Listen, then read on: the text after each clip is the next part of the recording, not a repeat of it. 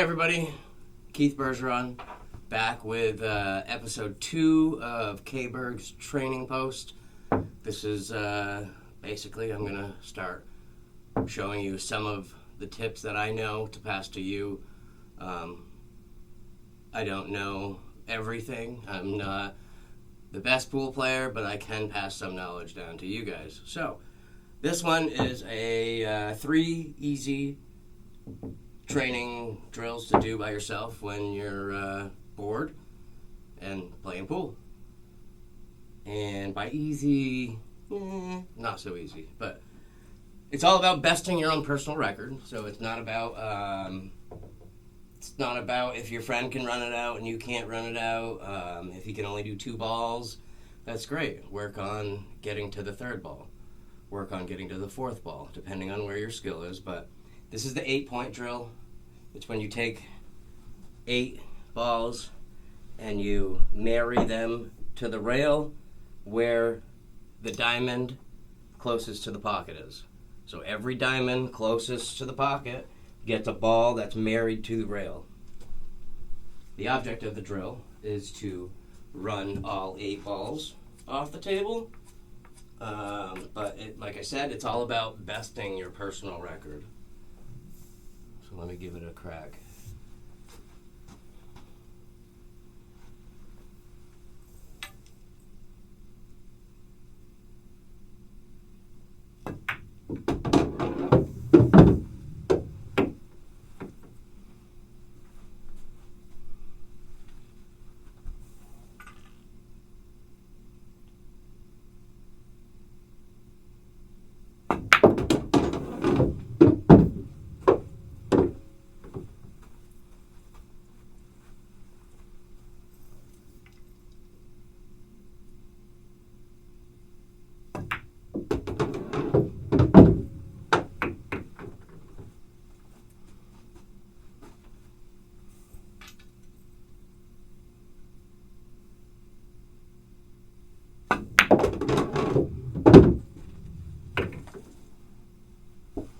Like, geez, am I gonna scratch?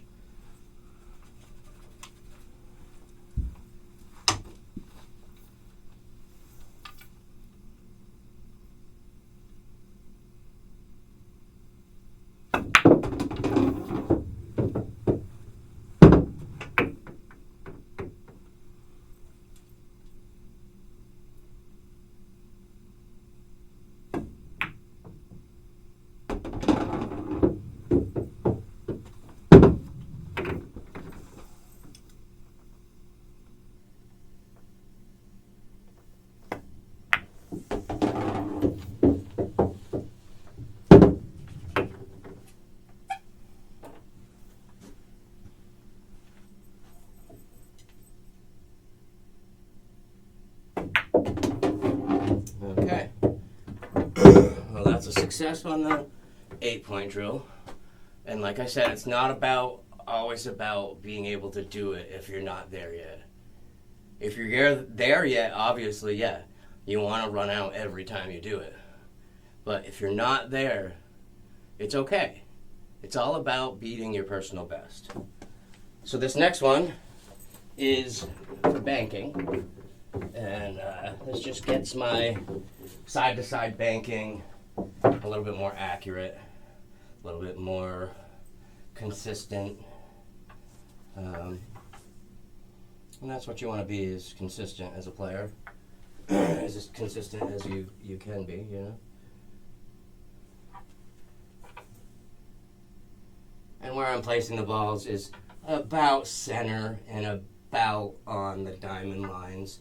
You know, I'm just guesstimating. You don't have to line it up perfect, but they're basically close to the diamond lines or the diamond marks. So this is a ball in hand every time bank, just bank. So I'm going to start off with the 7 and I'm going to bank it here in this corner.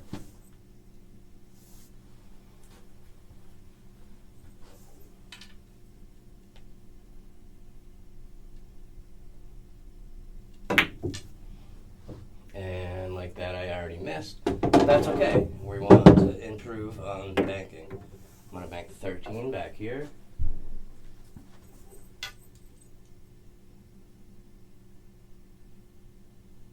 And then we're going to bank the 9 back in the side. Give it a little bit more angle.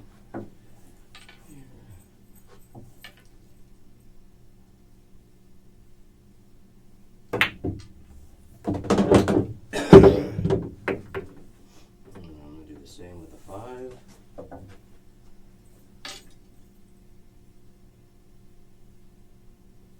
And I missed the 5.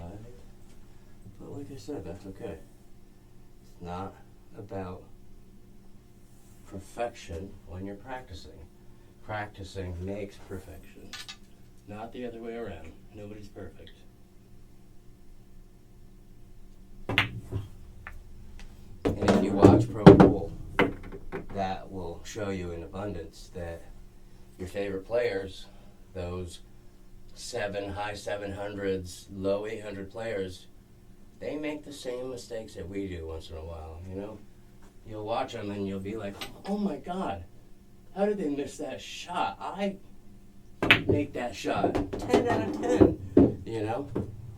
Well, not everybody's perfect. Nobody can be. I'm just going to try to run this 5 real quick since it's on the table. That'll make me feel a little better about myself. Now this next drill is by far the most important drill that I have learned to date. And you can actually utilize this drill in both of the manners, in draw and follow. So the object of the drill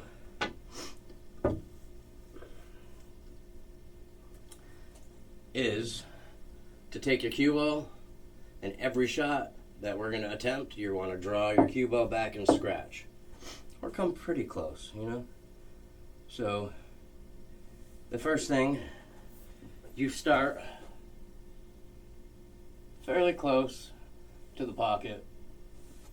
Line it up so when you draw, you're going to draw and scratch. And it's not necessarily about making the 2 ball down in the corner.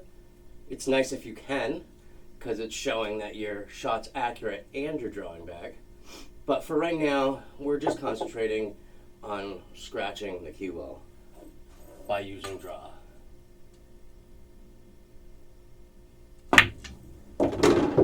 So that's perfect. Ideally, we won't scratch and leave it right here every time. That way you can still use the cue ball, but it doesn't always work that way.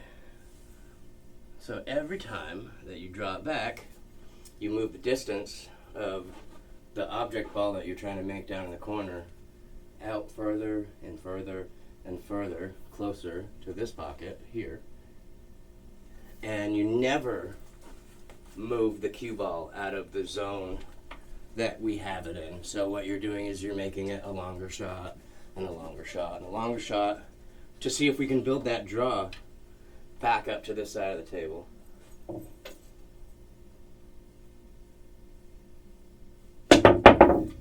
That's sick. What happens? Got a little too far under it. I'll go back to using my hand on the table instead of on the rail. I think that was the difference. We're going to chalk up where we shanked. Anytime you shank like that, if you're not chalking, you're not doing it right. So you get on your shot line, and we're going to draw. To yourself. Now we extend it out even further. Leave the shot in the same shot line. This is in the same zone.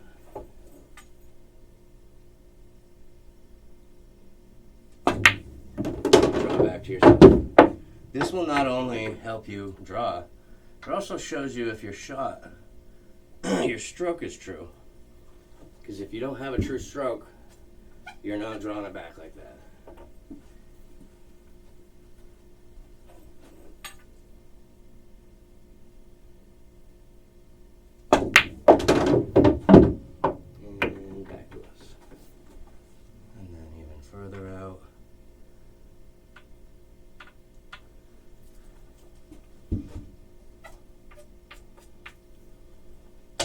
And this is something I still work on, you know, to this day.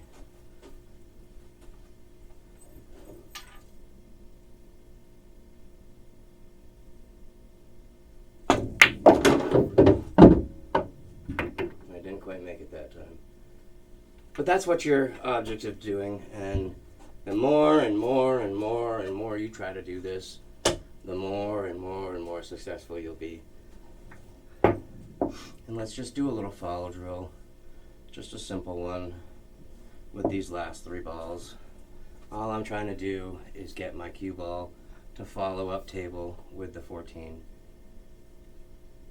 And how we do that is if you split the ball in half, the cue ball in half, anything pretty much above the half, about, you know, a half a tip or more above the halfway mark is gonna help you follow the ball. Right now I'm using as much follow as you could use, so you're playing it as high as you can play it without shanking off the top. Don't forget to chalk. So it should look like this.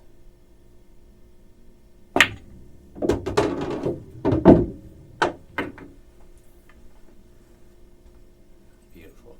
All the way to the other side of the table. I'll do it a little further.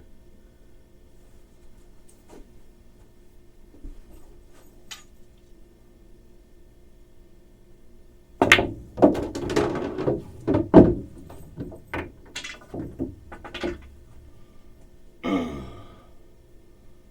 the last one we'll put way down here. Don't forget to chalk.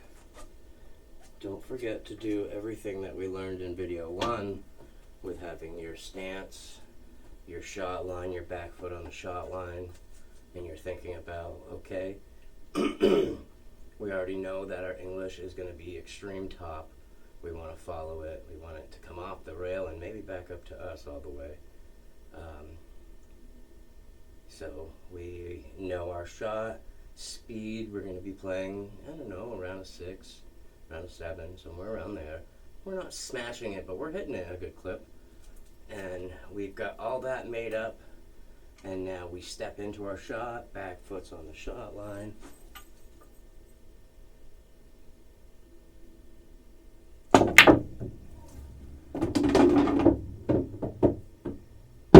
And we had lots and lots of follow. Alright, well, I've been Berg, better known as Keith. And I'll see you next time on Berg's Training Post.